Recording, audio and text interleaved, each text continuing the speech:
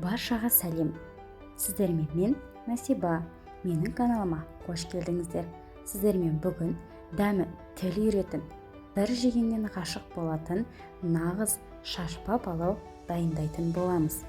Ташкентский палаудан артық болмаса еш кем емес.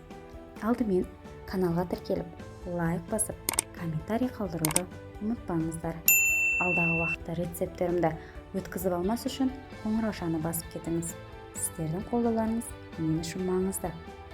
Олай болса, кеттік. Алдымен қызып тұрған майымызға етті салып, қызарғанша қуырып аламыз. 7-8 минуттай жақсылап қуырып аламыз. Одан кейін пиязымызды салып, пиязды да қызартып, әбден қуырып аламыз. Оның үстіне туралған сәбізімізді де салып, барлығын араластырып, жақсылап қуырып аламыз. Әбден қуырып болғаннан кейін қыздар міндетті түрде кипяток құямыз. Мен бірде бір кипяток құйдым, яғни аздаған қайнағанына кету үшін. Қайнап тұрған кезде өздеріңіз дәміне қарай тұз, күркума және палауға арналған дәмдеуіш саламыз. Одан кейін жақсылап жуып тазаланған 1 килограмм күрішімізді саламыз. 1 килограмм күрішті салып, газды әбден шығарып, қатты отта қайнатамыз. Дәл осы видеодағыдай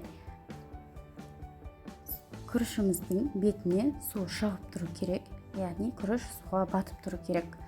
Қатты отта әбден күріштің суы тартылғанша қайнатамыз. Осылай үстін астына қарата араластырып, чтобы күрішіміз біркелкі пісу үшін. Әбден суы тартылғанша қайнатамыз. Одан кейін суы тартылғаннан кейін күрішті ортаға жинаймыз. Ортаға жинап бұқтыруға дайындаймыз. Барлығын ортаға жинап, әбден әдемілеп күрішті бұқтырамыз және де бетін 20 минутқа ең төменгі отта жауып қоямыз. Міне осындай әдемі мінсіз палауымыз дайын болды. Ас болсын.